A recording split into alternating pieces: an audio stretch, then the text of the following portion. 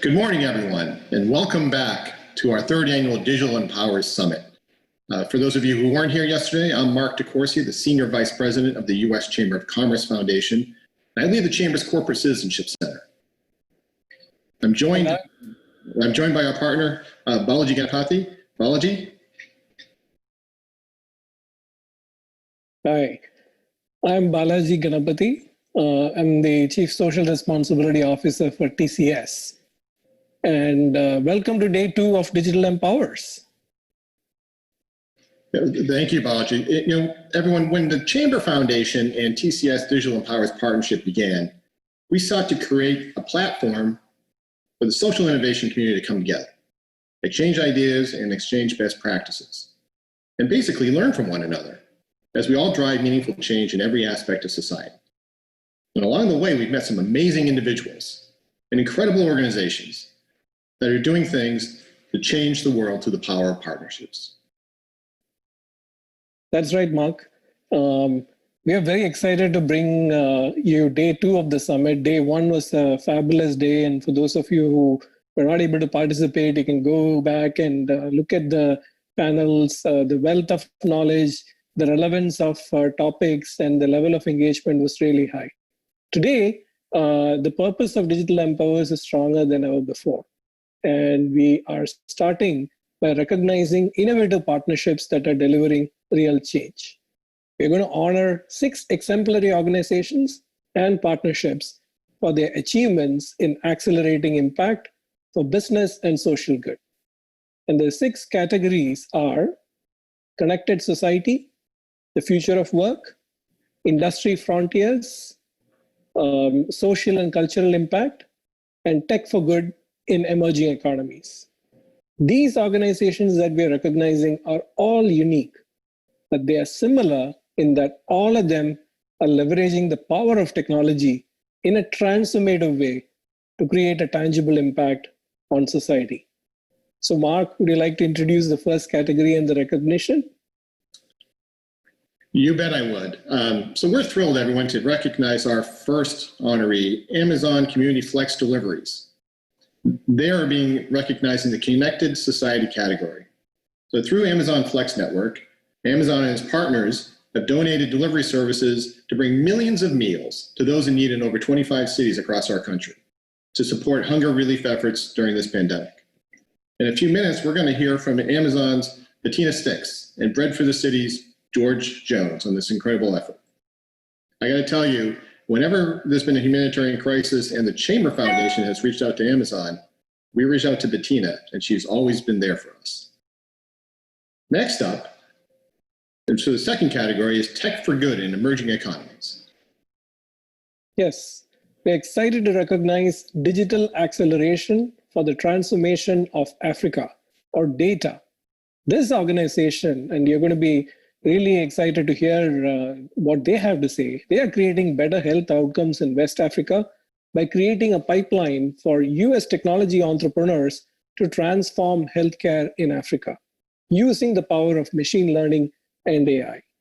You'll be hearing in a few minutes from John Paul and William Senyo of Impact Hub, New York metropolitan area on this great program. We all know we need the power of entrepreneurships and social entrepreneurships, especially in integrating technology for social change. Over to you, Mark. Yeah, no, thanks for being here, JP and William. It's now my pleasure to present the recognition for the social and cultural impact category. We're honored to recognize Raising Good Gamers, an initiative brought together by Games for Change and Connected Learning Lab. They catalyze positive change in the culture and climate of online video gaming for our nation's youth. Game for Change's Susan Pollock and Nickelodeon's Makeda Mays Green will also join us to tell you more about this incredible partnership. Thank you, Mark. Next up, we have the Industry Frontiers category. And it is my absolute pleasure to recognize Stanley Black & Decker plus TechStarts Accelerator. Stanley Black & Decker has been a global leader in sustainability, and they have partnered with TechStarts to create and run an accelerator focused on AI in advanced manufacturing. This is a story you need to hear. And we have Marty Guay of Stanley Black & Decker, and he will be joined by one of their participating companies, Scott Porter of Dynamic Green Products, to discuss their partnership. And our final category is the future of work. For this category, we're recognizing two organizations that have made significant investments in preparing people for future jobs. Joining us is MPAS founder and CEO, former U.S. Secretary of Commerce, Carlos Gutierrez. Also then, we will be finding more about MPAS efforts. And to close, we'll then follow up with Digital Empowers Director Alexa Miller, who will recognize Dr. Tomas Chamorro Premuzic, Manpower Group's Chief Talent Scientist. He'll close out the 2020 Summit Plenary Program by sharing his thoughts on how individuals and organizations can develop winning strategies to overcome future challenges in the workforce and in leadership. Now, to take us deeper into these partnerships and how they got there and what's next, please welcome our session moderator, the one and only Carol Cohn. Carol, over to you. Thank you, Mark, the one and only. I appreciate that. This is such an exciting conference, and I'd like to give great kudos to you, Mark, and to Balaji from TCS, because you're constantly showcasing real innovation and how partnerships come together for innovation and for scale. So, kudos to you. Let's just get started. We're going to go through each one of the recipients that have been showcased. Each one's going to go about 5 minutes about who they are. And then we're going to get into a lively question and answer session. Certainly, if you are listening, you can add a question. But also, I've got a few questions because I've been working on partnerships for about 30 years. So let's just start with Bettina and George from Community Delivery. So Bettina, can you take it away? Sure. Thank you, Carol. I'm going to try starting sharing my screen here. So I hope this works. Yep. Does everybody? Okay. Great. Okay. Okay. So I stop sharing. You're gonna. Okay. Done. That makes it a lot easier. You can advance to slide number 2 and 3. Yeah, so I'm very honored to be here. We appreciate all the efforts from the U.S. Chamber of Commerce, and as Mark pointed out, we're trying to be the best partners we can, especially when natural disasters hit. But today, I'm actually focusing a little bit on a program that we have started in the pandemic. It's called Community Flex Deliveries. You can advance, to this slide.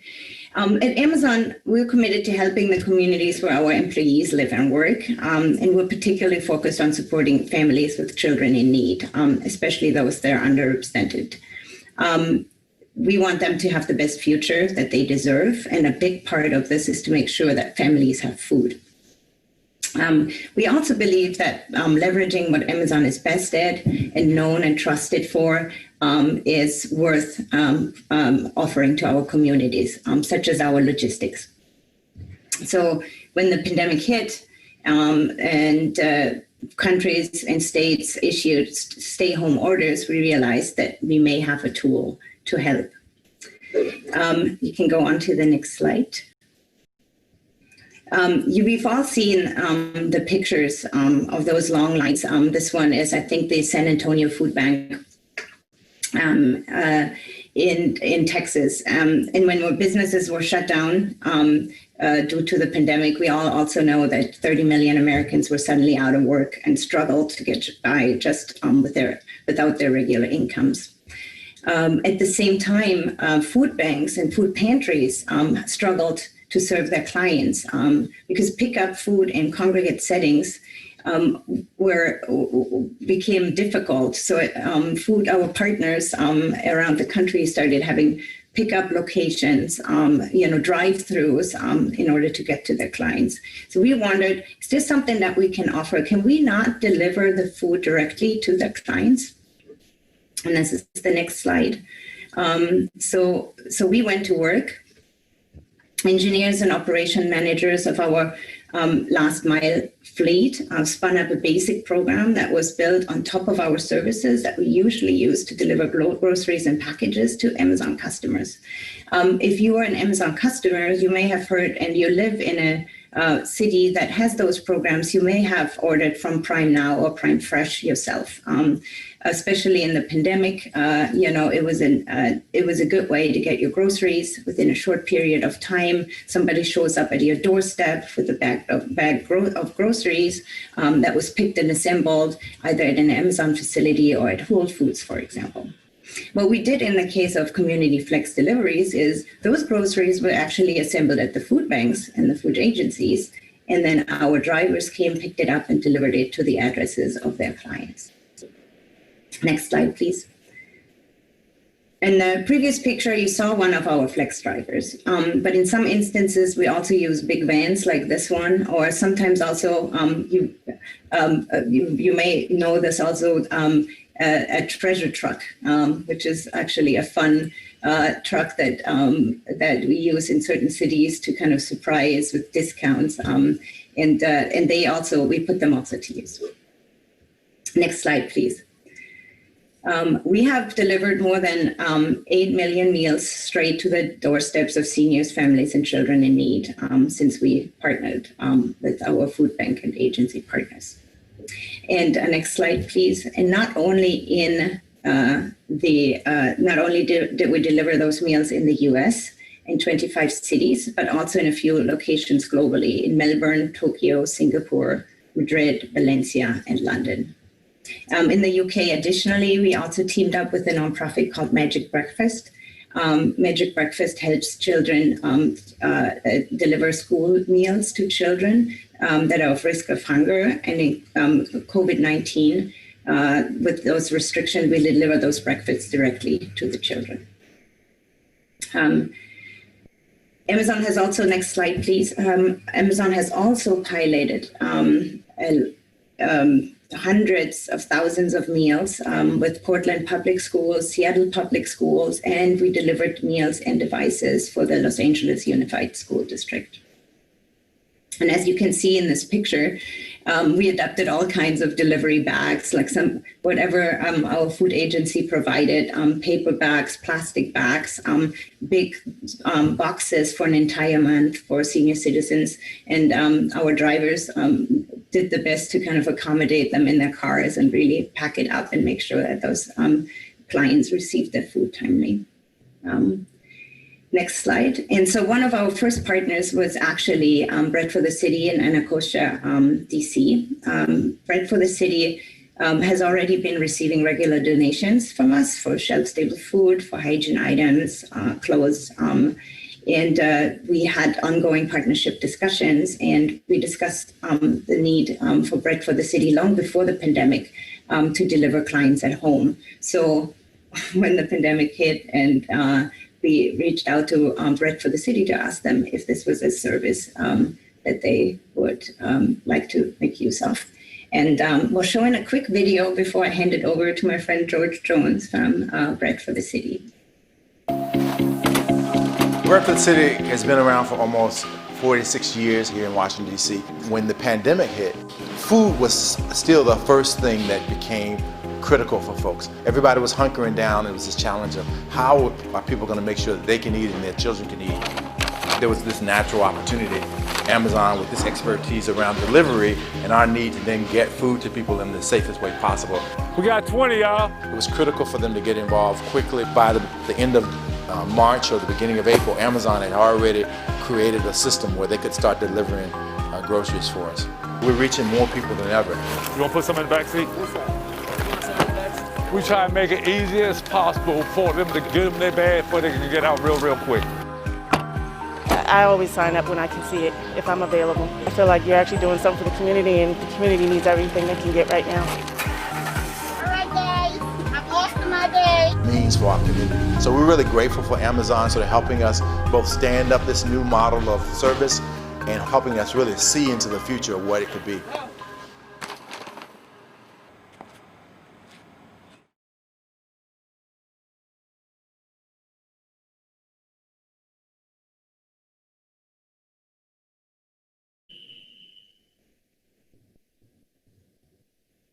So, this is yes. I want to just manage our time. So Sure. we're going to give you about a minute, but you're going to get more time later. What's the best thing about your relationship with Amazon? Well, that's the easy answer is we really were reaching anywhere from 50% to 100% more people every day than we were before the pandemic. So it's one of those odd things where suddenly things got a little better during one of the worst times in our recent memory. Okay, one other thing, and then we're going to have to go to our next, but we'll get you in the letterhead. Sure. I think the other thing is that we have created this relationship with this new community group, Amazon coming to the DC and the metro area. And we were excited to be among one of the first groups that they established a real meaningful substantive relationship with.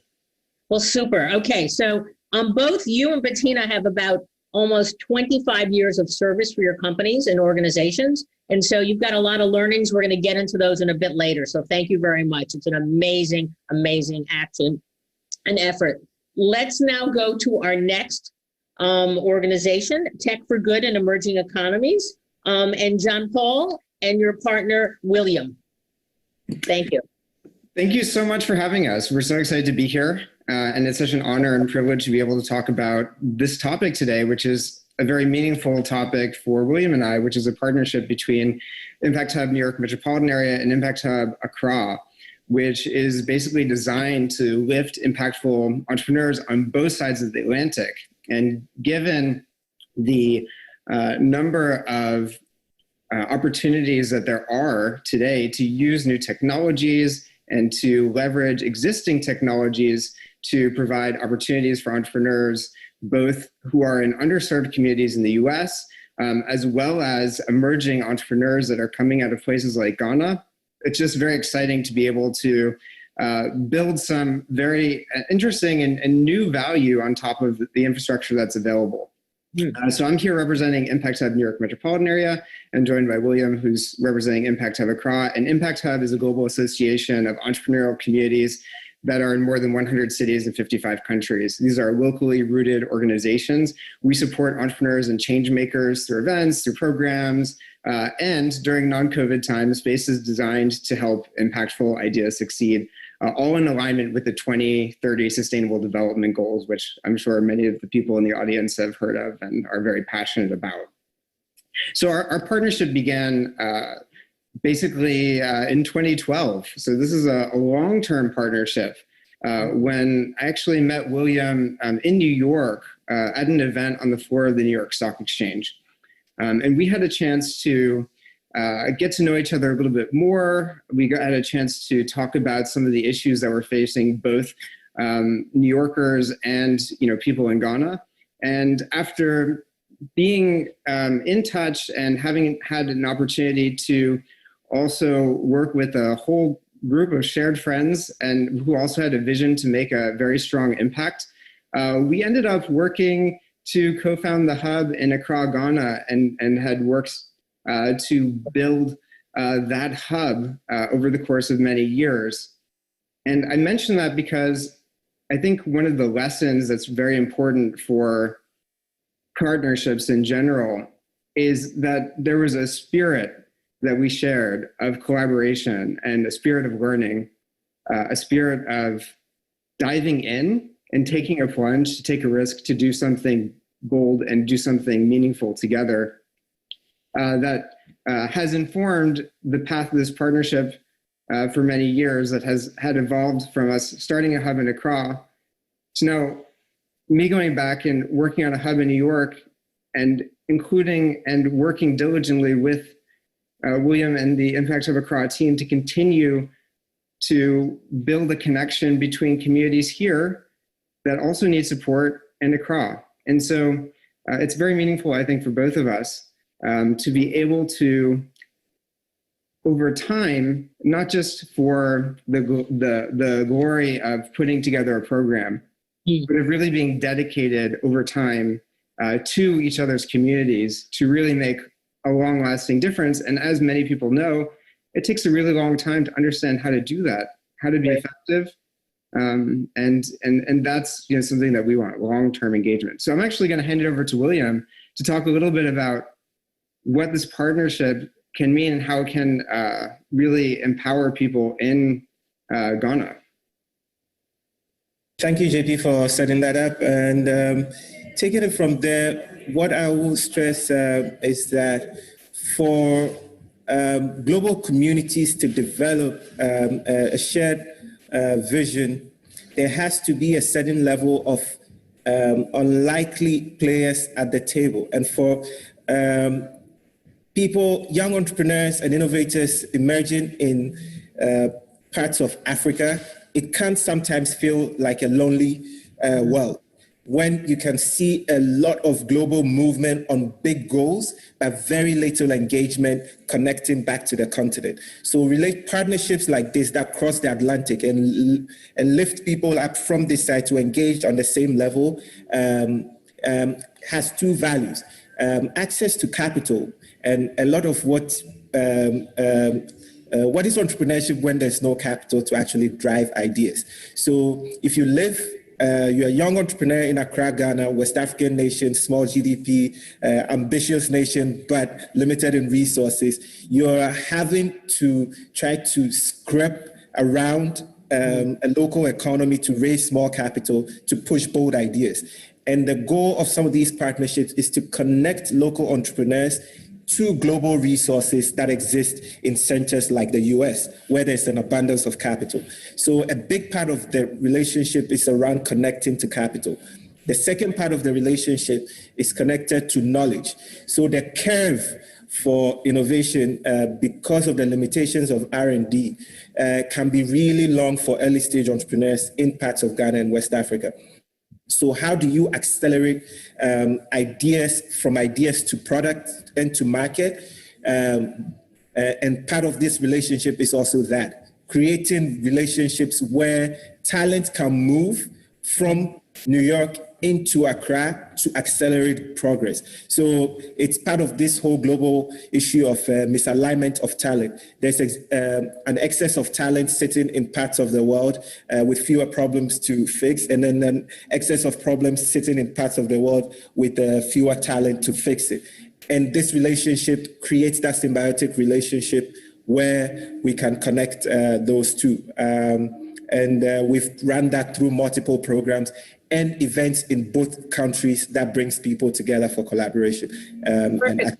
William, I don't mean to cut you off, but that was a great start. We want to move to our next, but we're going to get back to you in the second half of the program. So excellent. Okay, for our next duo in arts and culture, Raising Good Gamers Initiative, we'd like to bring up Susanna and Makeda.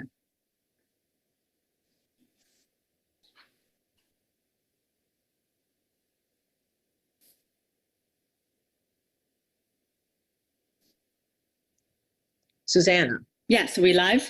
Yes. Okay. Hello. Okay. Terrific. So thank you very much for that introduction. I'm Susanna Pollock, and I'm president of Games for Change. We are a not-for-profit that works in the intersection of interactive technology and impact with a focus on video games and immersive media. I'm joined by a good friend, Makeda Mays-Green, who's from Nickelodeon, and I'm going to throw it to her in a few minutes to talk about her involvement in this project. But first, I'll just give you an overview of what we're doing and why. So in early 2020, right before the pandemic, Games for Change established a partnership with the Connected Learning Lab at University of Irvine to draw attention to the need of creating safe online spaces for young people, in particularly in a gaming culture. There's a lot of just general understanding about rules that young kids play on a physical playground, but we identified the fact that there aren't existing commonplace rules and policies and systems in place to ensure safe online spaces for young people online, right? They're the online playgrounds, which culture now is showing is very much in a gaming environment. So we established a cross-sector series of partnerships around this issue called Raising Good Gamers in order to address this in a systematic way. But before we go more deeply into how these partnerships folded, I just want to show you a little bit about why this is relevant. So we can go to the next slide. the statistics have shown that there are more than 214 million people in the United States alone who plays video games. Video games are ubiquitous within our culture. And as we've seen within the pandemic in particular, online games can be a place that bring people together. Right? It's actually one of the most positive things that have come out of, or the way positive ways that video games are in our lives is it's a place where people can connect with one another. And 75% of online games report that they're actually making friends and they're keeping in touch with their friends online. And 70% of those people meeting friends, playing with friends are under the age of 18. Now, our initiative is research-based, and it's very important to us as we put together recommendations on how we can improve a more pro-social culture online. We brought in partners like Makeda Mays-Green at Nickelodeon, who spends her life researching patterns of young people. So I'm gonna let Makeda talk a little bit more about what she's learned about young people's behavior. Next slide. Thank you, Susanna. So we conduct research on a regular cadence to understand the attitudes, behaviors, and lifestyles of kids. And what our research continues to show, particularly our research across digital platforms, when we look at penetration, usage, and activity, is that gaming continues to be among the top activities on mobile devices. We also know that video game related content is among the top 5 categories viewed by kids on YouTube, everything from video game playthroughs to reviews. On the social engagement side, we know that social multiplayer games contain an element of this fear of missing out. It's painful for kids to miss. They want to be a part of the action, and it's also frustrating for them to leave the party once they're engaged with their friends and peers. Social influencers have become household names, and as with video content, kids are putting their own spin on the definition of what is age appropriate. That being said, when we look at the next slide, we know that through this engagement, kids encounter elements of toxicity. Particularly among 8 to 14-year-olds, kids express concern about bullying and inappropriate language. The quotes here are illustrative of their concerns around everything from bad words to bullying, mean behavior, as well as profanity. Thank you so much, Makeda. We can go to the next slide, please.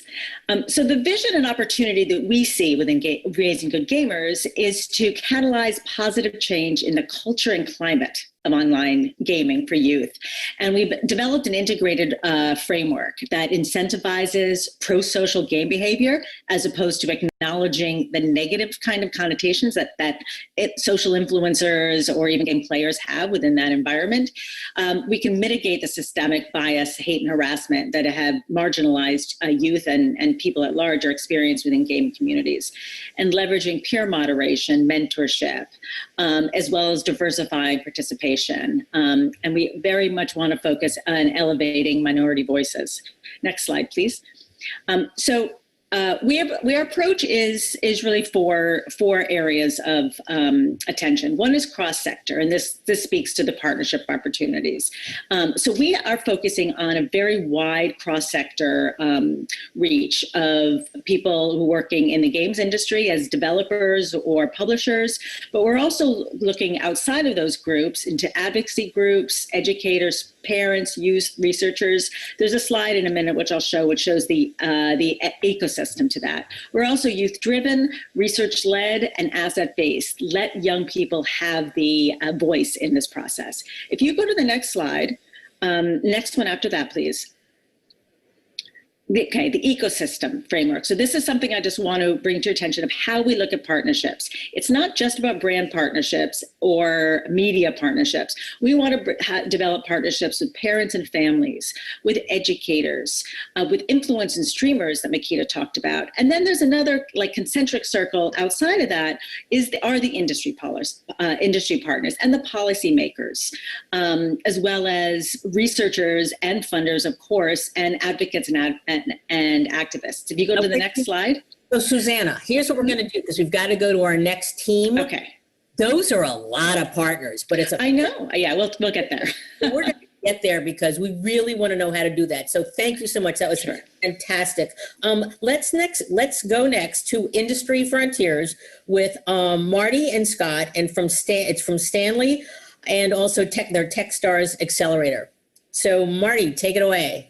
Thank you, Carol. And Marty Guay with Stanley Black & Decker, a 177-year-old organization that is really accelerating fast into the future. It's fun to follow the gamers. We are actually for the makers. We are for those who make the world. And we are an industrial business, an infrastructure business. We have a security business. But you recognize us through our tools. We're the largest tool maker in the world. We're really proud of that. And by proxy, our tools build the world. So we're very proud of that. We have 3 strategic imperatives. One is around performance. The second around is being world-class in innovation. And the third is around our CSR and sustainability strategies. And those are manifested in our D&I strategies, our carbon neutral to carbon positive strategies, our packaging to go green. But we're also looking to improve the lives of 500 million people over the next 10 years and build 10 million makers over the next 10 years. Innovation is fundamental for us. 99.99% of all the innovation in the world takes place outside of Stanley Black & Decker. So we partner with the world's great ecosystems, and Techstars is one of those.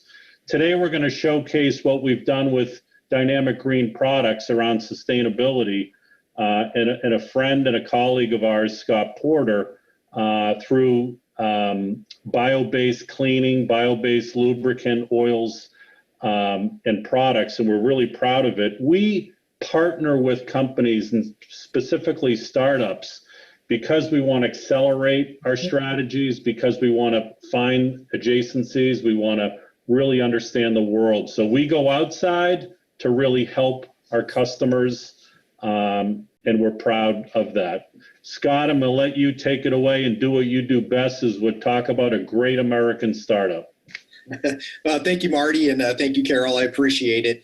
And as Marty mentioned, we were brought into the Techstars Stanley ecosystem last year in 2019. So we were a small startup. We're still small, but we were brought in on the premise of sustainability and advancement of bio-based lubricants and cleaners. And for those folks that don't know, bio-based basically means substantially or wholly plant-derived in the product. Doesn't necessarily mean organic, but the focus is removing away from petroleum and going to a more renewable feedstock.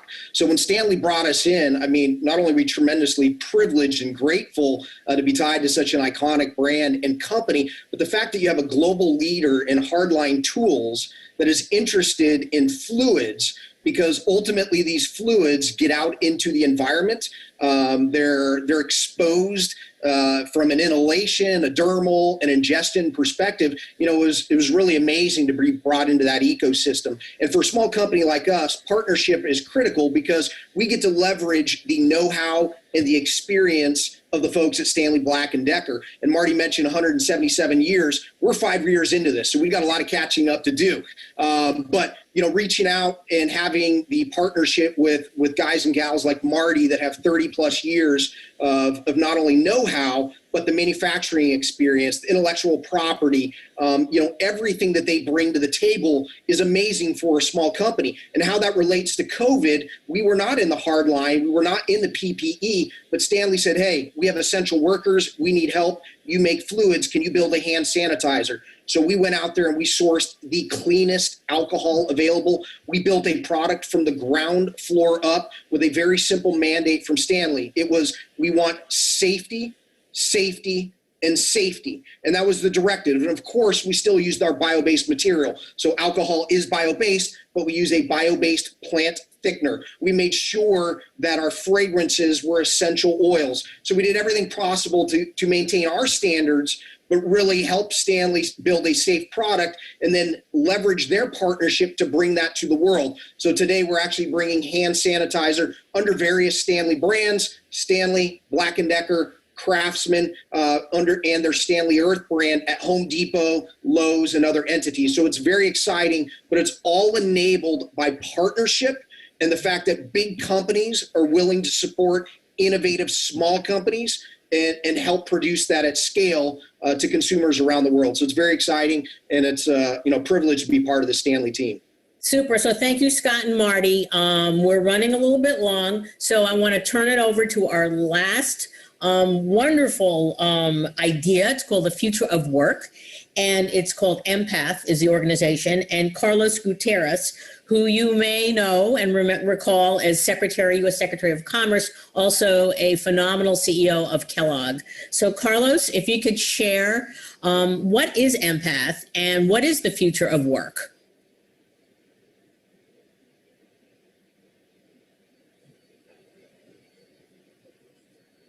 Chairman, not the CEO. We do skills inferencing. We use machine learning, and we go into a company's data room or systems of record, whatever they have, and then we infer using hundreds of thousands of signals on an employee, we infer their skills. And then we compare that to the skills required to do any given job. And then we recommend the coursework so that that employee can fill their targeted job. There are two big trends that really make us passionate about this. One is we know that the fourth industrial revolution has been accelerated by COVID. There are a lot of people who are going to be displaced by technology, and they're going to need reskilling, they're going to need upskilling.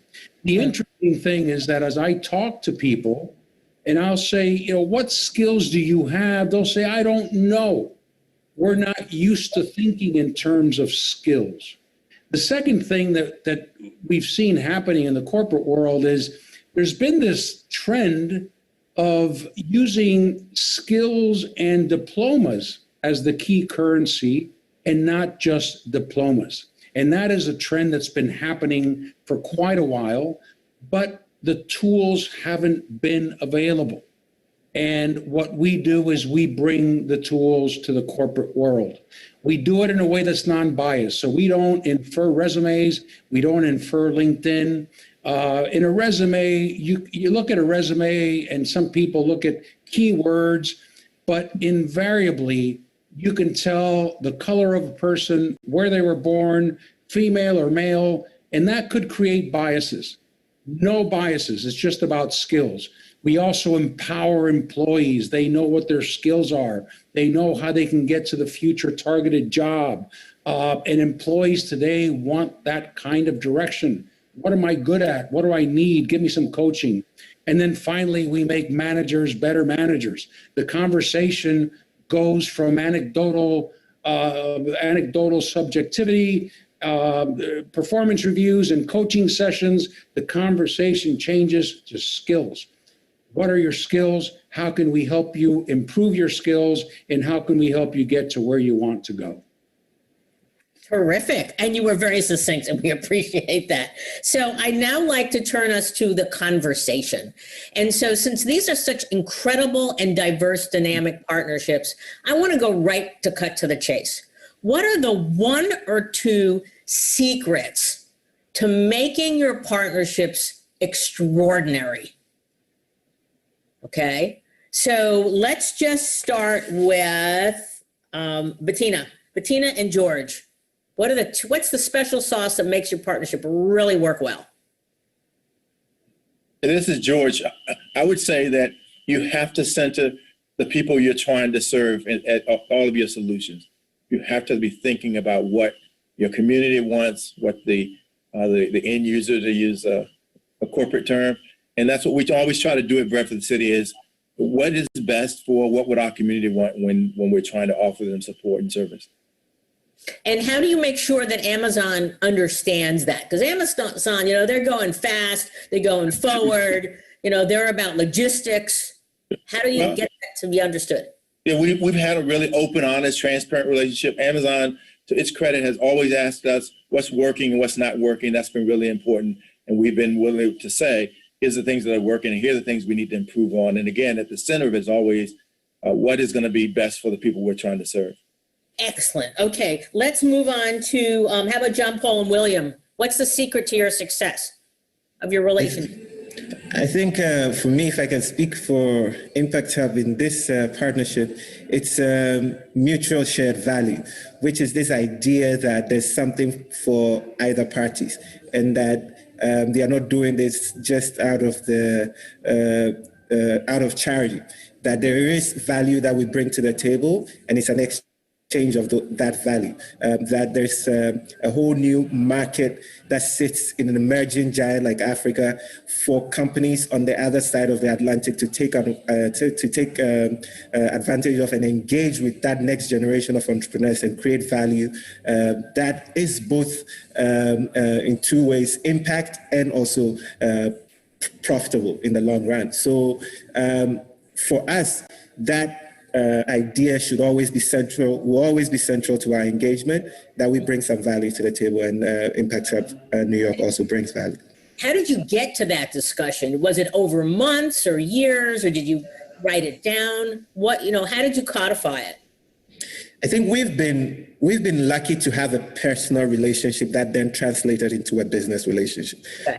Most of the time, it's not that way. It's people finding that they want to, there's some shared vision, and then eventually you develop a personal relationship. So at the base of our partnership is a mutual respect between friends that then translates to members of our teams, and that makes all of this work fairly well.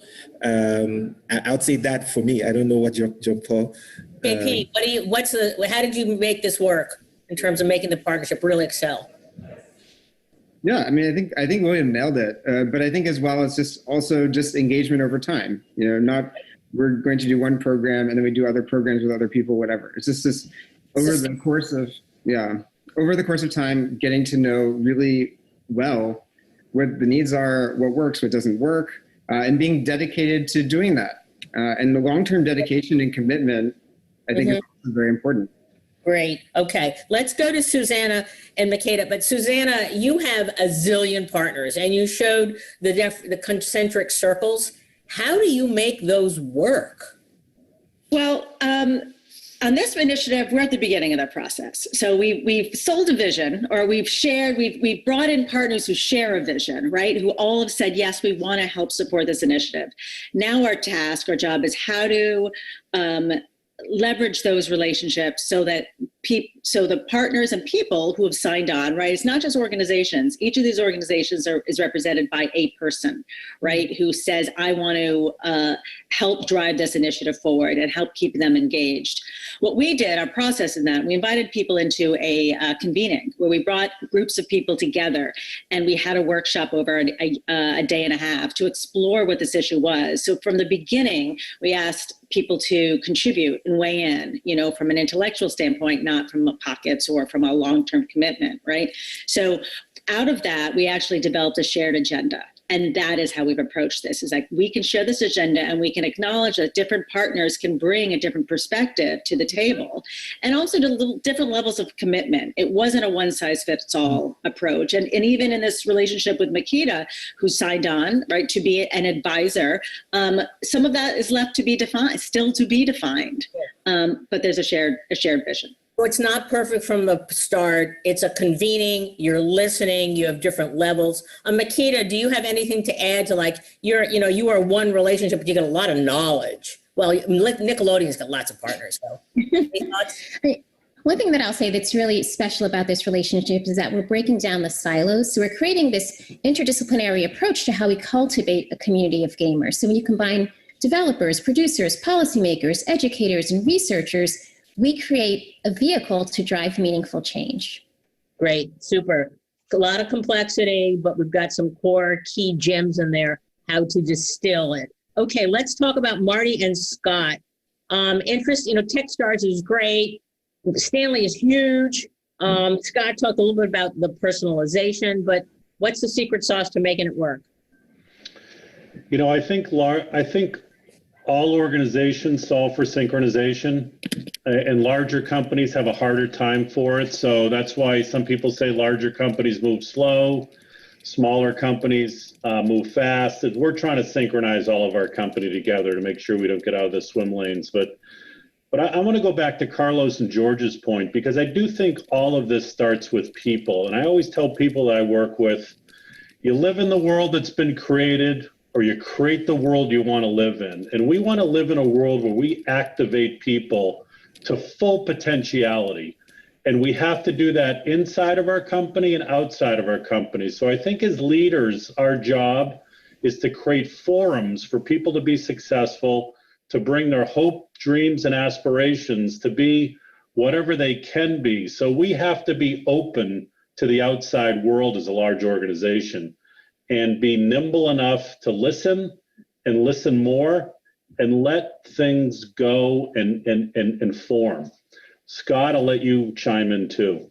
Well, I think that's perfectly said, but the key word for me, and it really encompasses what everybody's brought to the table, is reciprocity. And that's on time, commitment, values, goals, everything. And Stanley is a big company. They make us feel important.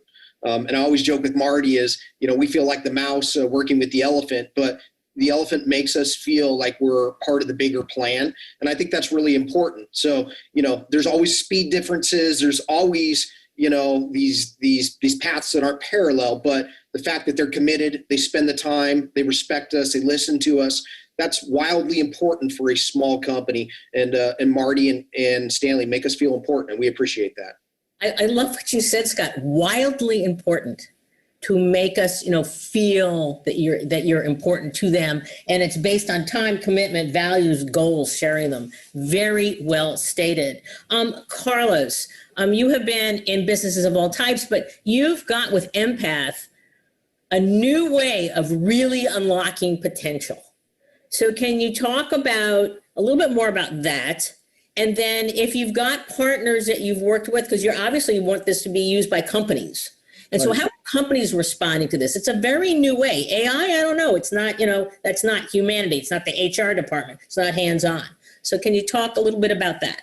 Yeah, the thing is that as companies have tried for a long time to identify skills and to be able to have skills by employees so they can attach that to training and attach that to future jobs, it's very difficult to do if you're going to do it manually. An annual exercise where the HR department tries to get everyone to write down their skills. People don't know what their real skills are. What are our two main partnerships? I'll talk about the first one, and we've been very fortunate, is having the right customers. Ironically, you'd think that, we'll take any customer. Well, we want customers that look at this as a positive tool, a tool to grow people, a tool to develop people, to upskill, to reskill, to ensure that people reach their potential. And we believe that everyone has skills to develop. We do not want this to be seen as a tool to find out who doesn't have the skills to be in the job that they are so they can be replaced by somebody else. So having the right customers, and we're so fortunate that our first customer was AT&T. Sure. And just a very progressive, forward-thinking company that is using this exactly to grow people. The other partnership for a startup that is absolutely critical, we just closed our seed round, which for a startup is a big deal, is having the right venture capitalists, having the right investors. If they don't buy your vision, if they don't buy your goal, your purpose, then it's going to be a constant struggle. And that is something that, again, you'd think that you take any venture capitalist, whoever gives you money. No, let's pick the right one who believes in what we're doing. Oh, that's fantastic. That's very, very exciting. That's a whole nother conversation that I'm sure you and the chamber can talk about. So I want to open this up to everybody. So we're not going to have like a scrum here, but there's been a lot of key points that have been made about, why your partnerships work, really great insights. I'd love you to build on each other and just go for it. And I'll see if I can manage the conversation. Jump in. I'd love to build on something that Marty said, which resonated well with me. The empowering part, right? Like empower your employees, also empower others to find ways to leverage your company or see reasons to engage in the community. I think this is something that I'm particularly passionate about, is that we can put our employees, that we can show our employees the path to also be excited about community work, and at the same time also empower the children through what we're doing. And it has proven that the more you are as a company go out and show what you're doing, the more been empowered to actually step up and help, and that just amplified. I'd like to also just make a point about Amazon using its logistics. We call that smart generosity. And certainly during COVID, the companies that were the leaders, that were very employee, oriented first, they then turned to their core competencies and capabilities, and they utilize that to really develop solutions. So kudos to you. Somebody else jump in on, what you've seen in this conversation you want to build on. Hey, this is George Jones. I really want to applaud those groups that mentioned their intentionality around assisting people of color, Black people. I mean, in this time and this moment in our society, it's really important for large corporations in particular to be willing to talk explicitly about the fact that they know that these disparities oftentimes and these sort of challenges oftentimes trend really negatively for people of color, and to be intentional about their efforts and their work being targeted for those things. In a lot of ways, when Amazon turned to Bread for the City, by definition, they were doing racial equity work because virtually everybody living in poverty in Washington, D.C., and who are food insecure is a person of color. And so, but I think it's oftentimes really important for large corporations to be explicit about understanding that and being willing to say that. George, I want to build on that because I think that's a great point. Organizations don't realize that they have unconscious bias. And it's practiced every single day and they don't even know it. Minorities never forget that they're a minority. And there is this mismatch of how people behave in an organization without really knowing what they're projecting. When the George Floyd problem, when the killing happened, you see a Black employee say, "How are you?" And they say, "Fine." What they'd actually like to say is, "I am miserable. I'd like someone to understand how I feel."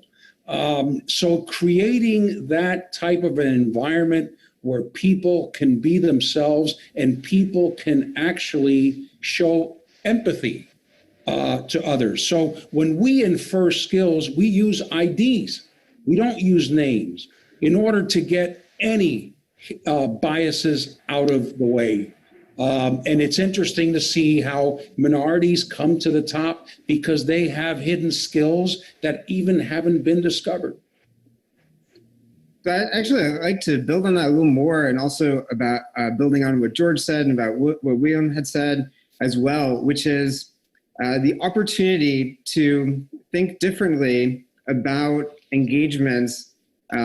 So, for example, with how we're trying to build partnerships between New York and Accra, in particular, there's just this mindset that has been around for a long time that there's a lot that New York or the US has to offer markets like Ghana. But what we're trying to say is that there's so much learning that we can do here based on what's happening in Accra and what innovators in Accra are doing. And how does that inform opportunities for us to also learn how to leapfrog and advance social issues here in the US? So, Black and brown communities are so often left out of access to capital, access to markets, access to opportunities that can help them build strong businesses. And so what we're saying is, well, maybe it's possible for Black and brown entrepreneurs to benefit from the tremendous growth that's occurring in sub-Saharan Africa, and we can accelerate the impact of both communities by developing programs of intentionality that raise the opportunity for people to develop and develop economically. I also believe, Carol, that that it's really incumbent upon organizations and business to take the lead. To Carlos's point, these are big issues to solve with workforce, and their ability to really inflect change in the world is profound. Today, people trust brands more than governments, especially younger people. So if you ask somebody younger, hey, there's a problem in Oregon, should we get the state government of Oregon to fix it? Or should we have Nike fix this? I will tell you who's going to win that. And it's an easy answer. So we have to really lead and step in and create this world we want to live in, because everyone is important. Everyone can add value. We have to maximize people's abilities and upside. And really, it's on us. We're the adults in the room. Marty, you're so right. The private sector doesn't get enough credit for being a step ahead of, of trends, and government tends to fall behind. When we pulled out of the Paris Agreement on climate change, who filled the vacuum? Investors did. And they said, you know what? If you want us to invest in your company, show us your climate change plan. And I think the same thing is going to happen with workforce. Show us what you're doing to reskill and upskill. That becomes a responsibility of each company. And as Marty said, you can't leave it to the government to say, okay, who's going to do the upskilling and reskilling? And Carol, if you don't mind, I just, being the person on the far side of the equator, on the other side, the question for most of emerging economies is the merit of where ideas come from and whether they are judged based on merit or the coordinates of the world that they are coming from. As we build partnerships to advance new ideas, the question is there inclusivity in engagement? There are solutions emerging in corners of the world that would never get to the center stage of global commerce and business because primarily of where they come from. And so partnerships transcending small country, just in inward-looking partnerships that are just focused on, say, the US or Europe, but partnerships that kind of go across the Atlantic and try to bring ideas from other side might be also part of the question, the issue of diversity. So it's not just about racial diversity and engagement within, say, the US, but are we going beyond and trying to be as inclusive as possible in fixing global issues? That's fantastic. One more comment and then I'm going to wrap it. I think I'd like to jump in and add to everybody's great comments. I think what we need to do is, again, it comes down to personal responsibility in our leadership. And if we teach young leaders and small businesses that are driving the private sector to say, well, my kids look back in 10 years and be proud of what I said and what I did. And I think if we put that in that context, right, you start promoting integrity.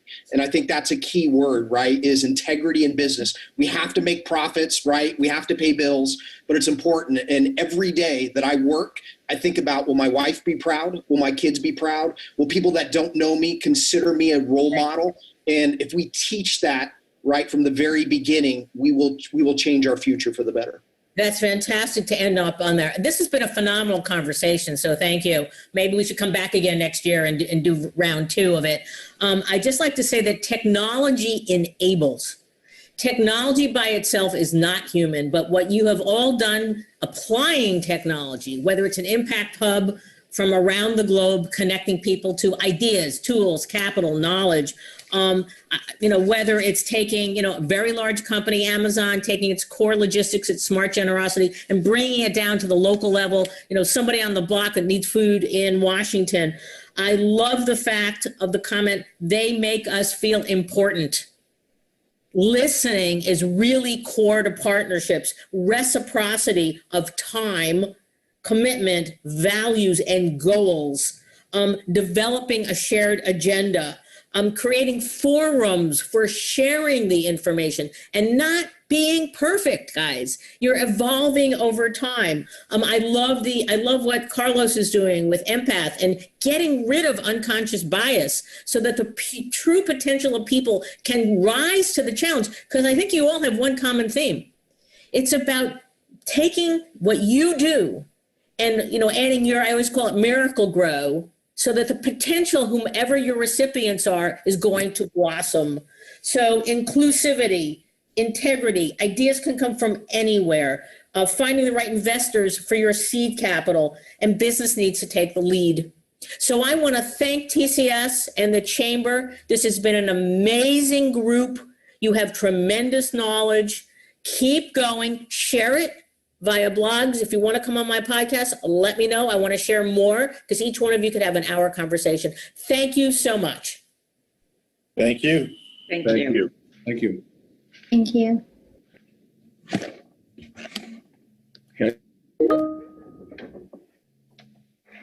Carol, you did a fabulous job at teasing out the details and asking the tough questions. So thank you, Carlos, Scott, Marty, John Paul, William, Susanna, Makeda, Bettina, and George. The ripple effect of your work is clearly systemic. So I'm really glad to have you here. And as Mark mentioned at the top of the hour, we are now joined by Dr. Tomas Chamorro-Premuzic to continue this conversation. So Tomas, given everything that we've heard in this session and your expertise on data, leadership, kind of the future of work, can you share a few closing remarks on kind of the role that more employers have in creating social impact and how tech is integrated? Well, I think there has been certainly a lot of food for thought in what has been, I think, a very rich discussion. Sometimes when we look at all these details and these technological advances and innovations, it is easy to forget that the big picture is actually pretty clear and has most of us really singing from the same hymn sheet, where our position really is that there is absolutely no question that in the next 10, 20, or 30 years, any innovation, social progress, or otherwise will come if we can successfully enable the interface between human and technology to be unleashed. In any area of technology today, it is AI workings with humans that produce a better combination or result than one without the other. And in any area of human potential or human performance, you need humans being supported or aided by technology. So, I think fundamentally the challenge, certainly to us at Manpower Group, is to prepare the critical enablers, human enablers, so that we can leverage the technologies that are available now and truly make the world a better place and drive progress. So technology is very different today than it was even 10 years ago, but at the end of the day, you need humans to develop and nurture their curiosity, their humility, their eagerness to learn, and their empathy to put this technology to the best possible use. So, lots of interesting remarks, and I think, the sky is the limit if we can manage the human tech interface as we indeed are trying to do. Great. That's awesome. Any kind of closing thoughts that you have around leadership? I know that you're an expert in this space as well. So leadership is so interesting because even though maybe 15 or 20 years ago, the discussion was around AI or tech automating leadership and replacing humans, even vis-a-vis tasks that are focused on strategy and innovation. If we learned one lesson over the past couple of decades, is that technology and the digital and AI revolutions have actually augmented the importance of the human and humane aspects of leadership. In a world where everyone is virtual, where we are mostly in physical isolations, and where we need to rely on technology for every single interaction, this can only work. You can only unlock human potential if you have leaders who are able to display empathy, humility, curiosity, and truly connect with others, even in these artificial and virtual environments. And there's no question that humans are not going to be able to compete with machines when it comes to the algorithmic or, objective problem-solving capabilities that machines already have. But machines aren't going to be able to substitute for human empathy, caring, EQ, curiosity, and consideration. So it's a great opportunity. A lot of the discussion before focused on partnership as well. We need to learn how to partner with AI and technology to enhance ourselves and improve the world. That's a great kind of closing statement for this conference. It's not just about the tech, it's also about the people and how we can integrate and leverage to really scale impact. and continue to drive further innovation. So I want to thank you especially for being here. Do you have any sort of closing thoughts, inspirational words you'd like to share with the audience before we transition to our last series of working sessions? Just to remember, I know we have a lot of leaders in the audience watching us from different places. Just to remember, never forget, it is always about the people.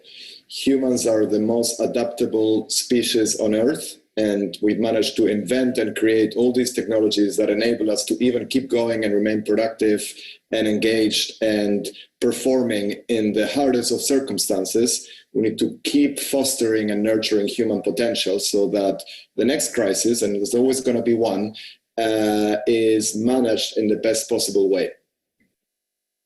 Great.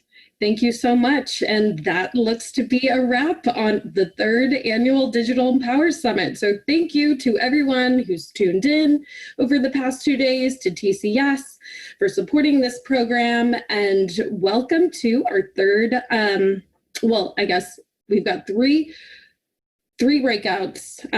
We welcome you to join. First is Open Source Citizen Science for Good, Reimagining Community Health Systems, how cross-corporate engagement can address challenges in a post-COVID-19 world. And then lastly, Technology for Good, Activate Your Purpose with Measurable Impact. Thank you all.